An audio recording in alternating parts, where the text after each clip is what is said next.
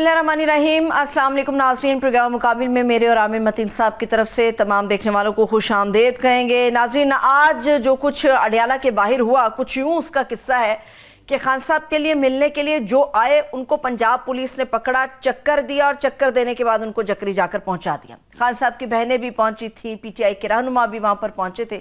मुलाकात का दिन तो था मगर उनकी मुलाकात नहीं हो सकी है। सियासत का महाज हो या फिर अवाम का महाज हो, हमें तो देखने में गर्म ही महसूस हो रहा है। हुकूमत की तरफ देखते हैं तो वो सिर्फ चैन की बांसुरी बजा रही है। पाकिस्तानी सियासत का खुलासा बस इतना सा हमें नजर आता है कि सियासी गिरफ्तारियां हो रही हैं, मुखालिफिन के तुंदो तेज बयानात हैं और अपोजिशन के मामलात को भी लेकर ऐसा लगता है कि तमाम हदें हमें पार होती हुई नजर आ रही हैं। अवाम एक तरफ खड़ी है मगर वो महंगाई से परेशान है, किसान दूसरी तरफ खड़ा है, वो हमें पहले से ज्यादा बदहाल नजर आ रहा है, मगर परवाह किसे है, ये एक सवाल अपनी जगह पर मौजूद है। हुकूमत की जब हम तकरीरें सुनते हैं, कॉन्फ्रेंस सुनते हैं, तो हुकूमत की खिताब में पाकिस्तान के अंदर इस वक्त तो दूध और शहद की नहरें बहना शुरू हो गई हैं, मगर इसके जो असरात हैं वो एक आम आदमी तक पहुंचने से पहले उड़नछू क्यों हो जाते हैं, इसके ऊपर हम बात करेंगे। और जो एक तशवीशनाक खबर है हाजियों से मुतालिक, वो भी आपके साथ हम शेयर करेंगे कि 67,000 हाजियों से मुतालिक खबर ये है कि उनका खुदा न खासा जो सफ़र हज है वो कैंसिल हो सकता है। इसके पीछे वजूहात क्या हैं ये आपके साथ हम शेयर करेंगे। आमिर साहब, खुलासा मैंने बयान कर दिया है, तफसील आप ज़रा खोल के बयान कर दें। जो कुछ हो रहा है रोज़ाना हो रहा है, बस उसके अंदर थोड़ा बहुत उतार चढ़ाव आता है, मगर ये तो रोज़ाना का एक किस्सा बन गया, ये जो कुछ अडियाला के बाहर होता है पीटीआई से रिलेटेड। जी, असल में वो एक बिब्लिकल टर्म है आर्मागेडन, कि वो जो है ना एक अल्टीमेटली क़यामत से पहले जो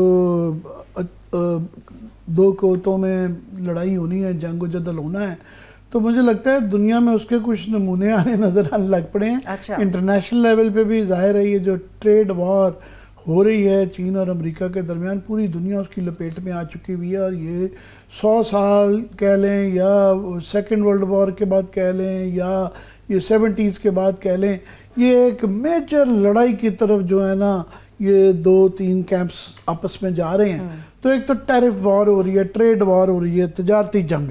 एक जो है मुल्क के अंदर भी कुछ इसी किस्म की जंग जारी है कि जिसके अंदर जो है ना हुकूमत का जो रवैया या इख्तियार में जो लोग हैं दिन ब दिन सख्त होता जा रहा है। वो शिद्दत पसंदों के लिए तो चले समझ आती है कि वो सख्ती है, मगर अपोजिशन के लिए जो कि कानून आइन के दायरे में रह के सियासत कर रहे हैं, उनके लिए भी गुंजाइश नहीं निकल रही किसी किस्म की।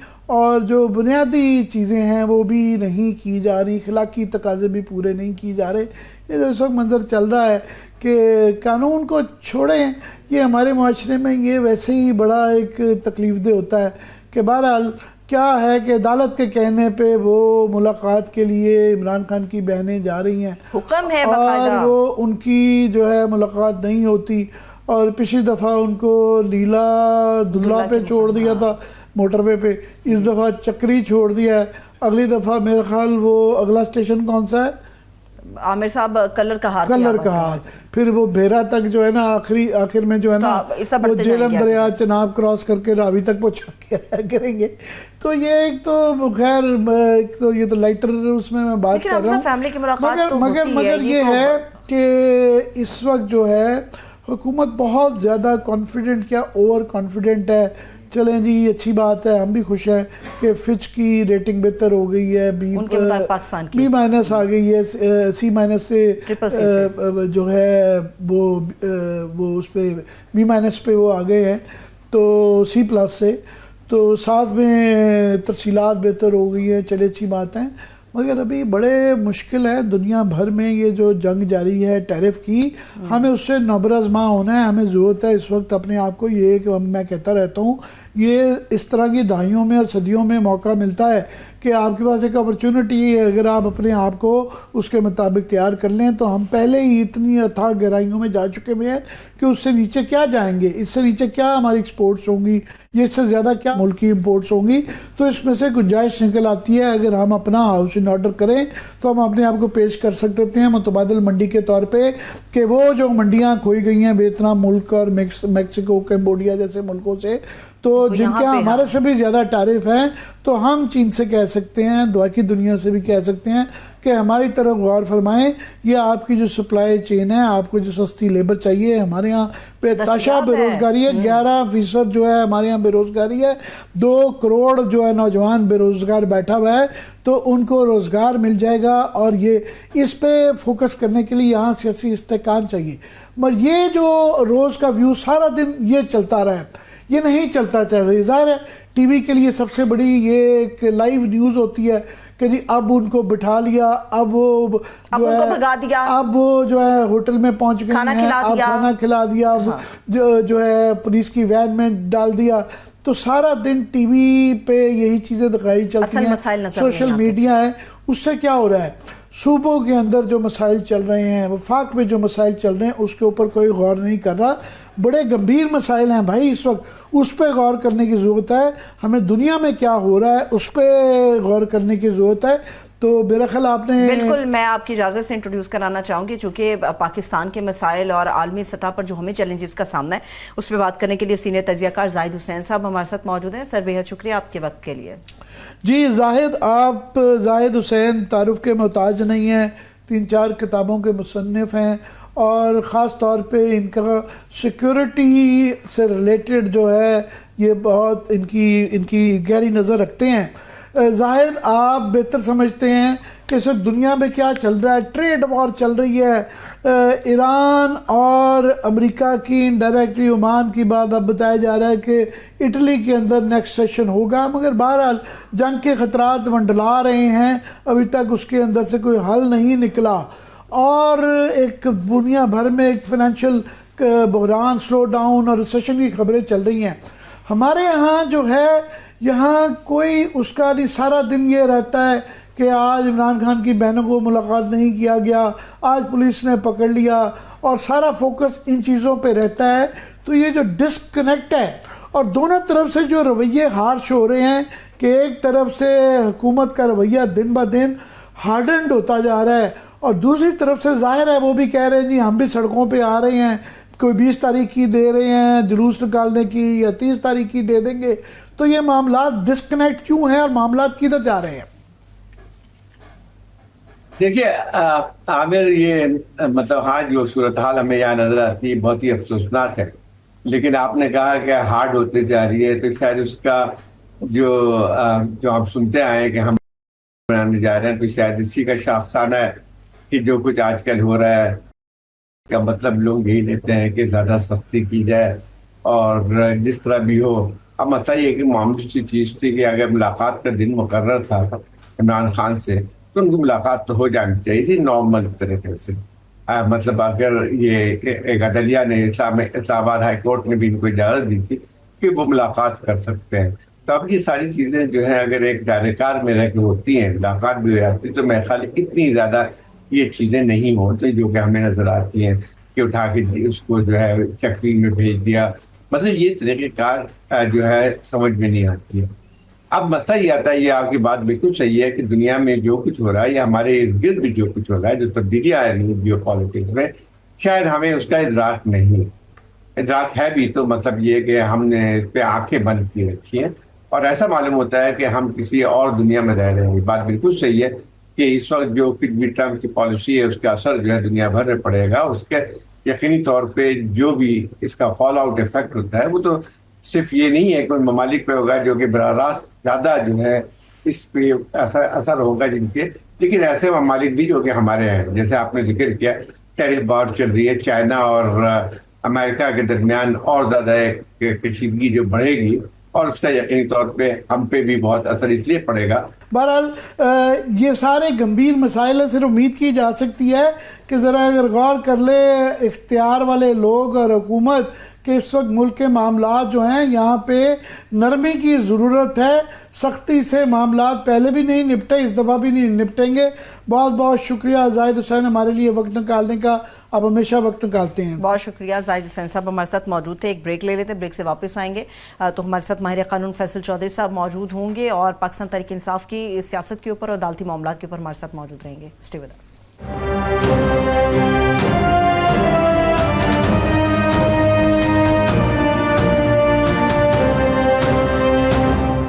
مرتبہ پھر سے خوش آمدید کہیں گے. اب ہم عدالتی معاملات کے اوپر, قانون کے اوپر بات کرنے جا رہے ہیں, مگر اس کے ساتھ ساتھ پاکستان تحریک انصاف اور موجودہ جو سیاست کا سسٹم چل رہا ہے اس کے اوپر بھی بات کریں گے. اسٹوڈیوز میں ہمارے معزز مہمان ہمارے ساتھ موجود ہے. ماہر قانون فیصل چودھری صاحب نے ہمیں جوائن کیا. چودھری صاحب بہت شکریہ آپ کے وقت کے لیے. جی ہمارے قانون بھی ہیں اور پی ٹی آئی سے بھی ان کا تعلق ہے, ہمیں ان کو بطور سیاستدان بھی اب بلاتے ہیں. فیصل, آج سارا دن جو آپ کے آنے سے پہلے ہم یہ کہہ رہے تھے کہ اس وقت جو ملک کے اور بین الاقوامی جو مسائل چل رہے ہیں, ہمیں ضرورت ہے کہ ان مسائل کے اوپر غور کریں جو صوبوں کے اندر سیکورٹی کے ایشوز ہیں, فائنینشیل ایشوز ہیں. بس سارا دن ٹی وی پہ یہ چلتا رہا جو علیمہ بی بی اور عمران خان کی بہنوں کی جو ملاقات نہ ہو پائی, اور کہ جی اب ان کو جیپ میں بٹھا دیا, وہاں اتار دیا, وہ یہ ہو گیا, وہ ہو گیا. تو اب لیٹسٹ کیا ہے, ان کو چھوڑ دیا گیا ہے, اب کیا ہے؟ جی ہاں, ابھی لیٹسٹ جو رپورٹ تو یہی آئی ہے مبینہ طور پہ کہ ان کو اور جو عمر ایوب اور احمد بچر سمیت دوسرے حامد رضا بھی تھے اس میں, تو ان کو موٹر وے کے اوپر جو ایک نیا پیٹرن شروع ہو گیا ہے کہ آپ گرفتار کرتے ہیں, پھر وہاں سے موٹر وے کے اوپر جا کے کسی ویرانے پہ چھوڑ دیا جاتا ہے.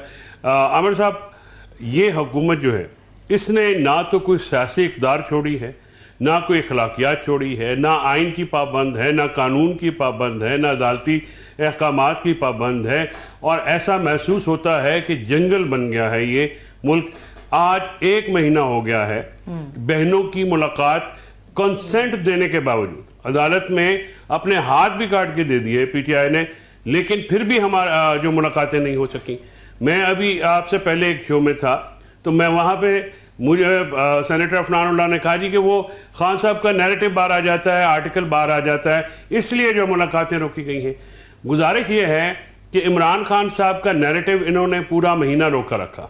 پرسوں ملاقات کے بعد وہ جمود ٹوٹا, میں نے خان صاحب کے انسٹرکشن کے اکارڈنگلی باہر آ کے بات بھی کی, ٹویٹ بھی ہوئی, تو اس میں سے آپ دوبارہ جو ہے وہ نیریٹو, آپ عمران خان صاحب کو جو اتنا مرضی آپ ہائیڈ کر لیں, 20 مہینے ہو گئے ہیں وہ اڈیالہ جیل میں ہیں, ان کو آپ نے ایک دن کے لیے اڈیالہ کے گیٹ پہ نہیں لا سکے آپ, کیونکہ اس حکومت میں سکت نہیں ہے عمران خان صاحب کو باہر لانے کی. ان کو پتا ہے جس دن عمران خان صاحب باہر آئیں گے اس دن اس حکومت کا آخری دن ہوگا.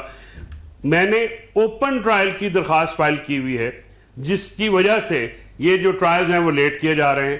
میں نے درخواست کی ہے اس عدالت سے کہ آپ ہمیں جیل کے اندر نہیں, آپ ہمیں عام عدالت میں پیش کریں عمران خان صاحب کو, جہاں پہ عامر صاحب کی, سروت کی, دوسرے جو اپنا انٹرنیشنل نیشنل میڈیا ہے ان کی ایکسیس ہو, تاکہ وہ ان سے بات کر سکیں. اور کہاں پہ یہ لکھا ہے کہ آپ اڈیالہ کی بلند و بانگ جو ہے دیواروں کے پیچھے آپ جیل ٹرائل کریں. ویسے چودھری صاحب, آپ یہ عمران خان صاحب کی بہنوں کی مشکل آسان کر سکتے ہیں, کیونکہ علیمہ خان صاحبہ نے کہا ہے جو لوگ بنا لسٹ میں نام ہوئے بھی خان صاحب سے مل لیتے ہیں, وہ اپنے دوستوں سے ہمیں بھی خان صاحب سے ملاقات کروانے کا ایک شرف کروا دے. مجھے لگتا ہے کہیں نہ کہیں انہوں نے آپ کی طرف اشارہ کیا, آپ کیوں نہیں ان کی مدد کر دیتے؟ دیکھیے, میں سروت علیمہ بی بی کا جو شکوہ ہے وہ بالکل جائز ہے. دیکھیے, ایک بہن کا بھائی سے ملنے کا ایک تمنا ہے, اس میں جذباتیت بھی ہے. وہ مجھے کہیں یا کسی اور کو کہیں, اس پہ بالکل برا ماننے والی بات نہیں ہے. گزارش یہ ہے کہ جو لسٹ والی بات ہے یہ, کیونکہ میڈیا پہ یہ ایونٹ آج اب بھی آیا ہے. عمران خان صاحب نے پرسوں بھی جب ہم وہاں پہ گئے تو میں نے انہوں نے جب بتایا کہ ہمارے لسٹ میں جو نام نہیں تھے, تو انہوں نے کہا کہ لسٹ میں جو ہم دیتے ہیں ان کو فالو نہیں کرتے, لیکن 1 ہفتے بعد کیونکہ ملاقات کا موقع ملتا ہے تو جو لسٹ میں لوگوں کو اجازت ملتی ہے وہاں پہ وہ بھی آئیں, اور جن کو اجازت ملتی ہے تاکہ ایک کمیونیکیشن جو ہے وہ قائم رہے. میں آپ کو یہ بتا دوں کہ نومبر میں جب یہ معاملات میرے عمران خان صاحب نے مجھے انٹرسٹ کیا, تو میں نے جب بشرا بی بی ملاقاتیں کا آرڈر کیا, اس کے بعد ایک آرڈر, جوڈیشل آرڈر کے تحت عمران خان صاحب نے اپنے ہاتھ سے سائن کر کے ملاقاتیوں کی لسٹ دیتے تھے. آپ یقین کیجئے کہ وہ لسٹ بھی چینج ہو جاتی تھی. بعض اوقات میں باہر کھڑا ہو جاتا تھا, مجھے نہیں جانے دیا جاتا تھا. بعض اوقات دوسرے جو ہمارے احباب ہیں, دوسرے وکلا ہیں, ان کو اجازت نہیں دیتی, ہمارے جونیئرز کو بھیج دیا جاتا تھا. فیصل چودھری صاحب میرے گورکھپور میں نا دوست ہیں, تو میں ان سے یہ ہمیشہ پوچھتا رہا کہ یہ گورکھ دھندا جو لفظ ہے, نصرت فتح علی خان قوالی بھی گئی ہوئی ہے, یہ اس کا آپ سے کیا تعلق ہے؟ وہ کہتے ہیں اس کا ہمارے سے کوئی تعلق نہیں ہے. مجھے شک پڑتا ہے کہ یہ گورکھپور ناکے سے اس کا کچھ تعلق ہے, آپ وہ ان خوش نصیبوں میں سے ہیں جو ناکہ کراس کر کے اندر عمران خان کو مل کے آئے ہیں. کیا ان کی طرف سے پیغام کیا ہے؟ پہلے بھی چل چکا ہے, میں چاہوں گا کہ آپ کی زبانی ذرا دوبارہ واشگاف الفاظ میں بتا سکیں. عامر صاحب, ایک تو میں ناقہ جو ہے نا, میں تھوڑا سیانہ وکیل ہوں, میری ساری عمر سیاسی مقدموں میں گزری ہے, تو میں گلیوں سے گزر کے میں ناکے پہ جاتا تو میں بھی باہر ہوتا, مجھے اندر نہ جانے دیا جاتا, تو میں اڈیالہ کے گیٹ پہ پہنچ گیا تھا. اور اگر میں اپنی انٹری انشور نہیں کر سکتا تو میں عمران خان صاحب کو یا بیگم صاحبہ کو یا دوسروں کو کیا ریلیف لے کے دوں گا؟ سو اٹ از ایک میری یہ گورکھ دھندا ہے کہ ناکے کے ذریعے نہیں جانا. یہ گورکھ دھندا مجھے ممتاز کرتا ہے دوسرے وکلا سے, ٹھیک ہے, and it is my credit also. Imran Khan صاحب سے ملاقات ہوئی, عمران خان صاحب نے بالکل وکل انداز میں, جس کو کہتے ہیں نا واشگاف الفاظ میں یہ کہا, میں نے اگر ڈیل کرنی ہوتی 2 سال پہلے کرتا, جب میں نے الیکشن, جب مجھے یہ آفر دی گئی کہ 3 سال کے لیے آپ خاموش ہو جائیں. لہذا اعظم سواتی صاحب کو سمیت تو سارا گروپ جو یہ بات چیت کر رہا تھا ان کو تو نیوٹرلائز کر دیا. انہوں نے یہ فرمایا ہے, انہوں نے وہاں پہ ہم سے بات کرتے ہوئے کہا کہ دیکھیے اعظم سواتی صاحب اور علی امین صاحب آئے تھے اور انہوں نے کہا کہ ہم ان سے بات کرنا چاہتے ہیں. تو عمران خان صاحب نے یہ کہا کہ مجھے ان سے کوئی امید نہیں ہے, وہ ٹرک کی بتی کے پیچھے لگاتے ہیں, وقت ضائع کرتے ہیں.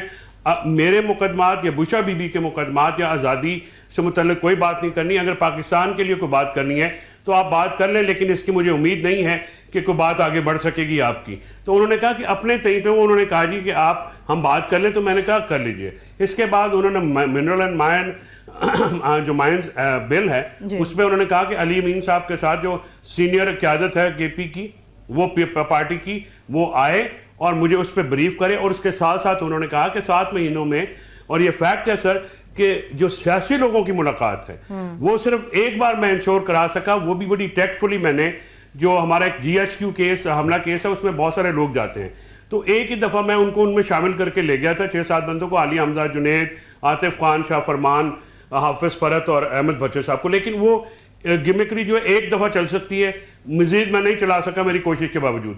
تو میں اس میں وہ ان کو لے تو گیا تھا, لیکن وہاں پہ پابندی ہے. 1 مہینہ 1.25 مہینہ ہو گیا ہے جب سے مجھے کہا گیا کہ آپ نے نہیں کرنا. میں نے کہا جی بسم اللہ آپ کریں, کوئی بھی کریں. جو فیصل واڈا صاحب بڑے کانفیڈنٹ ہیں, وہ کہتے ہیں جو کسی نے کرنا کر لیں, یہ جو مائنز والا بل ہے یہ کے پی سے پاس ہونا ہی ہونا ہے. نہیں, ان کے الفاظ ہیں کہ یہ 26ویں آئینی ترمیم پہ بھی وہ کانفیڈنٹ تھے اور وہ ہوا. گزارش یہ ایسا کہ عمران خان صاحب کی نوڈ کے بغیر تو یہ نہیں ہوگا. اور اگر ہوگا ترمیم بھی ہوئی نہیں, 26ویں آئینی ترمیم میں جس طریقے سے ہوئی تو اس طریقے سے یہ نہیں ہو سکتا ہے. نہیں, کے پی میں پھر اگر جو پاس کرائیں گے تو پھر جو کے پی حکومت ہے وہ پھر وہاں کے جو ورکرز ہیں, وہاں کی جو پارٹی ہے, اور آل اوور سوشل میڈیا کے اوپر بھی جو پارٹی ہے. دیکھیے اس وقت جو معاملات چل رہے ہیں, 2-3 سرویز آئے ہیں جو کہ بڑے الارمنگ ہیں ہمارے لیے. یعنی اس میں ہماری جو قیادت کو ہے بہت زیادہ ورکرز کی طرف سے تنقید کا نشانہ بنایا گیا ہے, اور وہ یہ جو باقی جو ایون اسٹیبلشمنٹ 1-2% نیچے رکھی گئی ہے. تو میرے لیے بڑی الارمنگ بات ہے. میری یہ ریکویسٹ ہوگی پوری قیادت سے کہ دیکھیے وہ ورکر اور ہم کیا چاہتے ہیں. میرے جیسے ورکر ہم سارے یہ چاہتے ہیں کہ جو قیادت یکسوئی کے ساتھ آپس کی لڑائیاں جو بند کروائی ہیں, عمران خان صاحب نے بالکل ٹھیک کیا ہے کہ اس پہ تو جو ہٹوائیں اور ایک سیاسی لائحہ عمل دیں جس سے عمران خان صاحب کی رہائی ممکن ہو سکے. اور یہی ہمارا اہم متمنی ہے. پاکستان میں اڈیالہ کے فروٹ وینڈر سے لے کے ٹاپ ناچ صحافی آپ جیسے ڈپلومیٹس اور انٹرنیشنل دنیا کے لوگ, بیوروکریٹس, ایون جوڈیشری, صرف ایک سوال پوچھتی ہے عمران خان صاحب کب رہا ہوں گے. اور یہی وہ سوال ہے جس کا پارٹی کی لیڈرشپ کو یا ہمیں جواب دینا ہے اور لوگوں کے سامنے رکھنا. یہ تو تب ہوگا صاحب جب آپ یکجا ہوں گے. آپ لوگوں کو تو الائنس ہی نہیں بن پا رہا, تو آپ لوگ اسٹریٹجی کیا مرتب کریں گے؟ الائنس کی بات جو ہے اس پہ بھی بات ہوئی. عمران خان صاحب نے یہ کہا کہ پی ٹی آئی کوئی جونیئر پارٹنر نہیں ہے, ہم بہت بڑی جماعت ہیں اور عوام ہمارے ساتھ ہے. ناکام تو وہ جماعت ہوتی ہے جس کے ساتھ عوام نہ ہو. ہمارے سے کامیاب جماعت تو ہے نہیں جتنی ہمارے ورکرز نے قربانی دی ہے. دیکھیے عمران خان صاحب کا جیل کے اندر سے نیریٹو اور ورکرز کی قربانیاں, 17 شہادتیں جو ہیں ہم نے اٹھائی ہیں, اور بہت سارے ایسے لوگ ہیں جو مسنگ ہیں جن کا پتہ نہیں ہے. لہٰذا یہ وہ میں 17 کا نمبر وہ دے رہا ہوں جو ہمارے علم میں ہے, ایڈریسز ہیں جو آئے ہیں, اور بہت سارے لوگ مسنگ ہیں, ان کا پتہ نہیں ہے. ہیومن رائٹس کی وائلیشن پہ عدالتوں نے آنکھیں موند دی ہیں. ہماری پارٹی کی پٹیشنز سالوں سے پینڈنگ پڑی ہوئی ہیں, کبھی فکس نہیں کی گئی, اور جو ایک کورٹ پیکنگ کی گئی ہے, کورٹ پیکنگ کا آپ اندازہ دیکھیے کہ 5 جج اسلام آباد ہائی کورٹ کے وہ اپنے لیے انصاف تلاش کر رہے ہیں سینیورٹی کے لیے. جو چیزیں عدلیہ سے متعلق ہیں وہ بہت ہی مایوس کن ہیں. جو ہماری بار ایسوسیشن کا کردار ہے, میں بطور اسلام آباد بار کے ممبر کے, میں اپنی بار کے جو ریپرزینٹیٹیو ہیں ان کے کردار پہ شرمندہ ہوں کہ انہوں نے ووٹ ہم سے لیے 26ویں آئینی ترمیم عدلیہ کی آزادی اور ججز کی حقوق کے لیے, وکلاء کے حقوق کے لیے, لیکن آج پٹیشن وڈرا کر لی. میں اس پہ جو ہے وہ بطور وکیل مجھے سمجھ میں نہیں آ رہی کہ یہ ہم جو بار ایسوسیشنیں جن کا کام تھا کہ جو ہمیشہ آئین اور قانون کے لیے کھڑی ہوتی تھیں, ہم کس راہ پہ چل پڑے ہیں. آپ نے ہمارے پروگرام میں اس دفعہ جو بار کے الیکشن ہوئے اس میں اسلام آباد بار کا بھی ذکر کیا کہ وہ آپ کے گروپ نے جیت لیا. ابھی میں ان کی کوئی جو جیتے ہوئے شخص تھے ان کی کوئی پریس ریلیز دیکھ رہا تھا کہ غالباً وہ بھی پلٹا کھا گئے ہیں. وہی تو میں عرض کر رہا ہوں کہ حلف کے اوپر بیان دے کے کہ میں عدلیہ کی آزادی اور اس کے لیے دیکھیے اب جو قرآن اور حلف ہے وہ تو بالکل ہی, اب اس کا کیا کہیے کہ اگر آپ سے ایک شخص جو ہے وہ وعدہ کرتا ہے, اور ہمارے گروپ نے پورے نے ان کو ووٹ دیا, ایک جو ڈسٹرکٹ بار کا الیکشن ہے 1500 ووٹوں سے جو ہے وہ ہمارا امیدوار ہارا تھا, لیکن اب ہم 350 سے جیتے تھے. اسلام آباد ہائی کورٹ کے اندر بھی جو اسلام آباد کے ججز کی پٹیشن اور باقی لوگوں کی پٹیشن کا جو ہے وہ بھی حلف کے متعلق ہی زیادہ فوکس اس کے ارد گرد ہی ہے کہ اگر انہوں نے اسلام آباد ہائی کورٹ کا حلف نہیں لیا, جو کہ اوتھ کے اندر اس کا ذکر نہیں ہوتا, تو ان کو دوبارہ اوتھ لینا ہے یا نہیں لینا, یہ ایک کوشچن ہے.